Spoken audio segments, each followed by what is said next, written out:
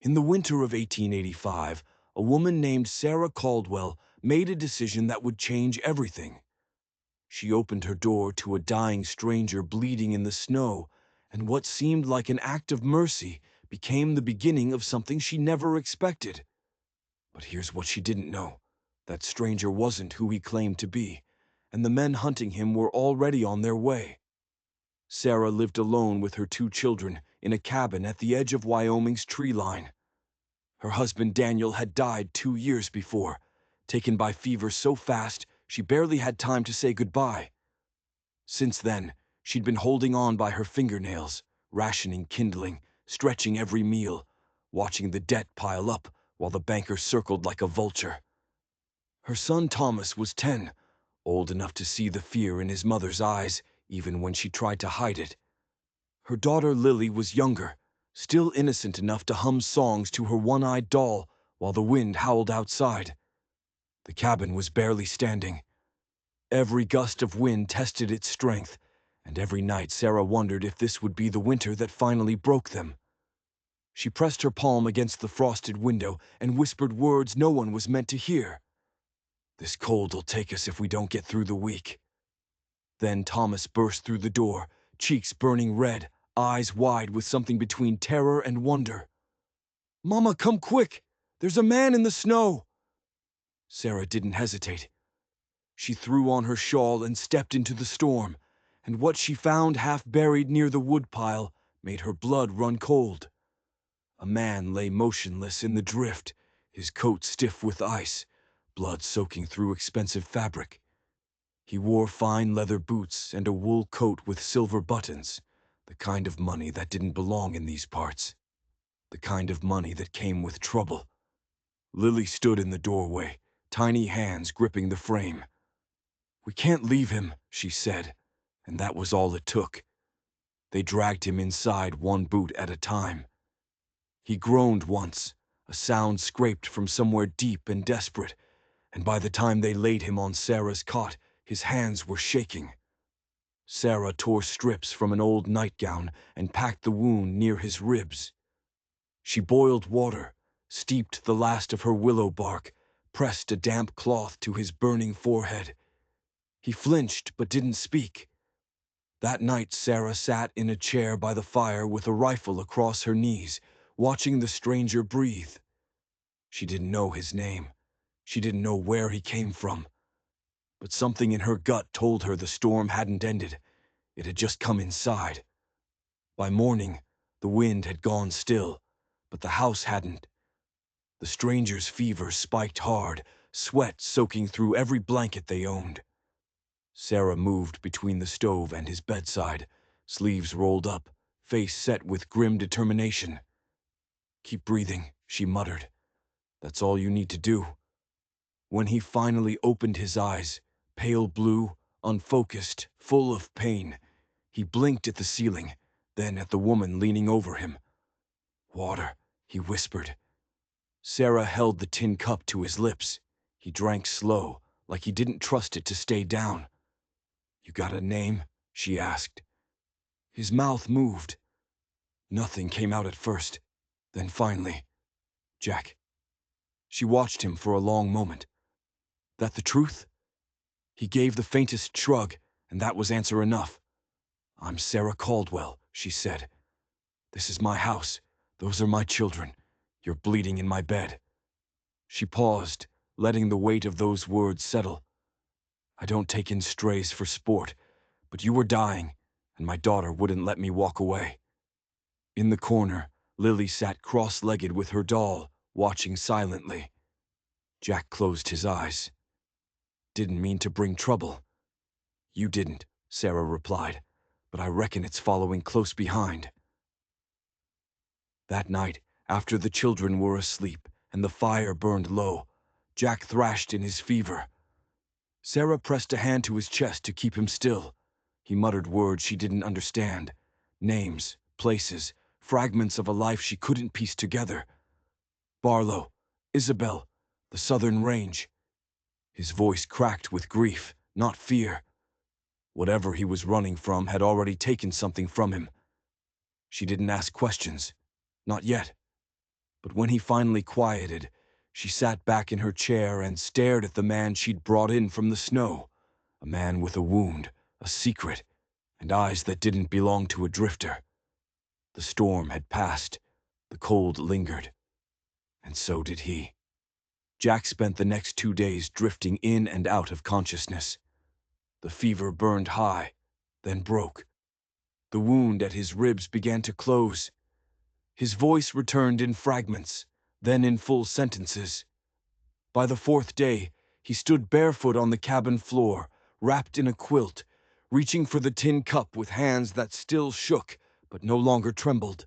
Thomas stood nearby, arms crossed, watching with suspicion carved into his young face. Sarah saw it from across the room. Jack noticed too. "You don't trust me," he said. Thomas didn't answer. Jack nodded. "That's all right. I wouldn't either." Later, Sarah found Jack outside, standing in the pale sun with his ribs still bandaged. He was near the fence line with a hammer in hand, fixing a broken rail with slow, deliberate swings that made him wince with every strike. She stepped into the yard, laundry basket at her hip. "You're supposed to be resting." Jack didn't turn. "Figured you've done enough for me. I needed to do something." "I didn't save you to be polite," she said. He looked at her then, a small, crooked smile forming. "No, but it's the only way I know to say thank you." She said nothing, just turned back toward the line and kept pinning clothes. But her hands moved slower than they needed to. That night she brought him a plate of cornbread, left it on the table by the cot. Didn't say a word, didn't need to. The next morning he was already splitting kindling when she stepped outside. A soft fog hung over the yard. Jack moved carefully but with purpose. Not a guest, not a burden. Something else entirely. That day he showed Thomas how to set a snare. Caught a rabbit before dusk. It was the first meat they'd had in weeks. At supper, Jack sat quiet while Lily chatted about birds and songs and how her doll could survive a blizzard better than any cowboy. Jack smiled, just with his eyes. After the children had gone to sleep, Sarah sat across from him at the fire. She held a chipped mug of weak coffee. He sharpened a small knife, slow and steady. "I haven't had a man in this house since Daniel died," she said. Jack didn't look up. He was good, strong hands, quiet eyes. Built this cabin with his brother. Fever took him fast. She looked into the fire. "I buried him behind the birch tree. Told the kids he went to sleep. Truth is, I haven't really woken up since." Jack said nothing for a while. Then, "He was a lucky man." She glanced at him. "You don't know anything about him." Jack met her gaze. "I know he had you." They sat in silence, the kind that doesn't press or linger, just fills the room like heat from a fire that finally holds. By the 7th day, the snow had thinned into muddy trails. The wind no longer howled. It whispered. Jack had become part of the rhythm. He patched the chicken coop, mended a loose board on the porch, sharpened Thomas's knife without being asked. But he never spoke of where he came from or why. The name Jack sat in his mouth like something borrowed. Sarah didn't ask. Not yet. That morning she stepped out with a pail of water and found him on the roof, repairing a loose shingle with one hand pressed to his wounded side. "You should rest," she called up. He didn't look down. "I rest too long. I forget how to move." "Suit yourself," she muttered. But when she turned away, there was the shadow of a smile on her lips. Inside, Lily braided string for her doll's new belt. Thomas practiced carving letters into soft wood. The house, for the first time in weeks, felt still, not in the way that precedes grief, but in the way that follows healing. Then came the knock. Hard, sharp, the kind that didn't wait for welcome. Sarah opened the door to find Mr. Silas Croft, a banker dressed in city wool with boots too clean for real work. He tipped his hat. Mrs. Caldwell. Croft, she said flatly. His eyes wandered past her shoulder. I heard you took in a man. Sarah stepped into his view, blocking his gaze. He's no concern of yours. Well, maybe not, but the bank is. Your payment's overdue. We've given grace, but patience has limits. You said I had until spring. Yes, Croft said, and spring came early. You now have 30 days, no more. Behind her, Jack appeared in the doorway, arms folded. Croft saw him and stiffened. This your stranger? He asked. Sarah didn't answer. Croft smirked. He's got the look of trouble. Jack said nothing. Croft handed over a folded notice. 30 days, or we foreclose. He tipped his hat again, then turned and mounted his horse. The sound of hooves faded fast. Jack stepped forward. He come often. Only when he smells blood, Sarah said. They stood on the porch together, watching the trail Croft had carved through the mud. He's right, Sarah added quietly. I don't have the money. Jack was silent for a moment. Then, I have something better. Sarah glanced at him. What? He looked back toward the hills. Time, and the will to use it. That night, Sarah found Jack standing near the barn, staring out into the dark. She stepped beside him. You running from something? She asked. He took a long breath, cold air in, silence out. Not anymore, he said. But that was a lie, and they both knew it. The sun was high when they came. 2 riders in black coats, dust still clinging to their hats. Jack was in the field mending the fence when he heard them, hoofbeats steady and close, not the kind that wandered, the kind that hunted. He straightened, watched them crest the ridge. Sarah stepped out of the cabin, wiping her hands on her apron. Lily followed barefoot. Thomas stood by the chopping block, hand on the hatchet handle. Jack turned to Sarah. Get the children inside. She saw his face and didn't argue. Inside, Lily clutched her doll. Thomas closed the curtains and bolted the door.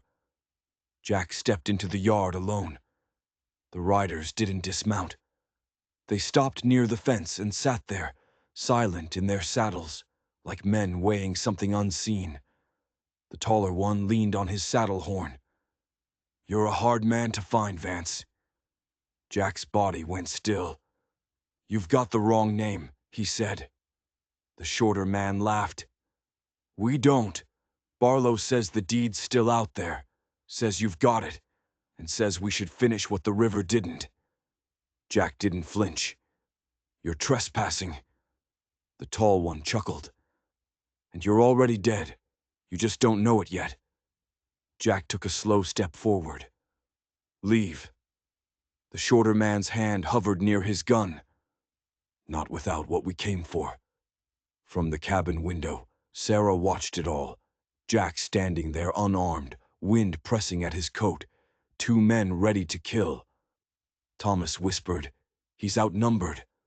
Sarah didn't answer. Her hand found the rifle leaning near the doorframe. Outside, the tall rider moved first, a twitch of the wrist. Jack ducked left, grabbed a post from the broken fence, and swung hard. The gun misfired. The horse bucked. Jack lunged at the second rider, knocking him clean from the saddle. It was quick, brutal. When it was over, both men were in the dirt, one groaning, the other cursing, blood trickling from his lip. Jack stood over them, breath heavy. Tell Barlow I'm still alive, and I'm not hiding. The tall one sat up, coughing. You won't be for long. That's not your call anymore, Jack said. Just then, another horse approached. A third rider. Sarah stepped onto the porch, rifle in hand. It was Croft. He reined in slow, scanning the scene, Jack standing tall, 2 strangers on the ground. Did I interrupt something? Croft asked. No, Sarah said. You're just in time to see what happens when you threaten my land. Croft's eyes narrowed. "This your man now?" Jack stepped forward. "My name is Jacob Vance. I own the Rocking V Ranch, and I'm the majority shareholder of the Cattlemen's Bank in Cheyenne." Croft went pale. "I suggest," Jacob continued, "you ride back to town, tear up that foreclosure notice, and remember that this family's debt is settled." Croft swallowed hard. "You can't." "I already did," Jacob said. Croft turned without another word and rode off. Sarah looked at Jacob. "You lied," she said. "I did," he replied. "You could have told me." "I didn't know if I'd earned that right." A pause. "You still don't," she said. "But you're closer than you were this morning." That evening, the wind shifted. The light changed. It wasn't something you could see in the trees or feel in the air, but Sarah knew it. The fear that had lived in the corners of her home had begun to retreat. Inside, Lily set out extra plates for supper without being asked. Thomas sat a little closer to Jacob than he had the night before. No one mentioned the fight. No one needed to. After the dishes were cleared, Jacob stood at the edge of the porch, coat slung over one shoulder. The last of the sunlight stretched across the fields like a golden river. "I need to go," he said. Sarah leaned in the doorway. "Where?" "To Cheyenne. Then Texas," he said. "Barlow won't stop unless I stop him." She nodded slowly, the way someone does when they've known the answer for some time, but hadn't wanted to ask the question. "You're not just running from him," she said. "No," he answered. "I'm running towards something now." A silence passed. He looked down at the worn ring on his thumb, then back up. "If I come back—" "You come back whole," Sarah said. He didn't speak, just stepped down into the yard, past the garden rows, toward the barn where his saddle waited. Thomas watched him from the porch steps. Lily slipped her doll into Jacob's satchel before he left. The next morning, he was gone. Weeks passed. The snow melted from the north slope. First crocus flowers bloomed beneath the windowsills. Sarah planted again, and word returned before Jacob did. A letter arrived by Ryder, folded tight, ink faint. "Barlow's been sentenced. The land's back in our name. I spoke in court for you as much as for me." The judge upheld the deed. The truth stood, finally. "If the land still remembers me, I'll come home with the rain." Sarah read it 3 times, folded it neatly, slipped it into the Bible next to Daniel's name. Then one evening in early spring, a horse appeared on the ridge. Lily saw him first. She dropped the basket of laundry and ran through the yard, calling out his name. Thomas stepped onto the porch, arms crossed, watching as Jacob Vance rode slowly toward the house. He dismounted without a word. Lily crashed into him, wrapping her arms tight around his waist. Thomas came down the steps more slowly.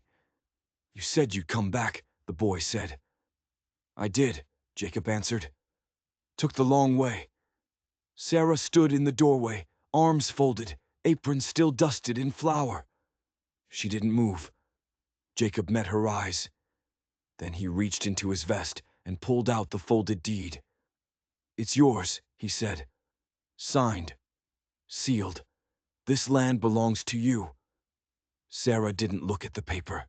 She stepped forward, closed the distance between them, and placed her hand on his chest. "That's not why you came back." "No," Jacob said. "It's not." Spring settled over the Caldwell land like a blessing earned. The ground softened. The creek ran fuller than it had in years.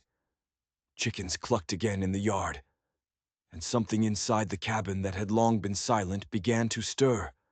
Not music, not laughter, just life. Jacob didn't rush to reclaim anything. He moved like a man learning his place, one nail, one fence post, one slow breath at a time. He helped Thomas dig new furrows in the garden rows, repaired the barn door with Lily perched on a hay bale, swinging her legs and handing him nails. He didn't talk about Texas or the trial or what came next. Neither did Sarah. Until the morning he planted the oak. It was young, barely thicker than his wrist. He knelt by the barn, pressed his hand to the soil, then straightened the tree with quiet focus. Sarah stepped outside and watched from the porch, apron strings tugging gently in the breeze. "You think it'll take root?" she asked. Jacob looked up. "If I tend it right." He patted the soil down and stood. She walked to him, wiping flour from her fingers. "You didn't just bring back a deed," she said. "You brought back a second chance." He reached into his pocket, pulled out a ring, silver, smooth, simple, worn but whole. "I'm no preacher," he said, "but I'd like to build something honest with you." Sarah didn't answer right away.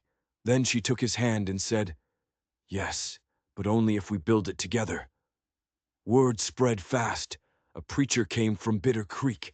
Neighbors rode in with baskets and blessings. The birch tree behind the cabin, where Daniel lay beneath the earth, became their altar. Lily braided a crown of wildflowers and wore it like royalty. Thomas stood at Jacob's side, tall and sure. There was no piano, no lace, just the sun, the wind, and a promise. The preacher cleared his throat. "Do you, Jacob Vance, vow to build not just a home, but a life, one that holds this woman and her children as your own?" "I do," Jacob said. "And do you, Sarah Caldwell, take this man, not for what he's owned, but for what he's carried?"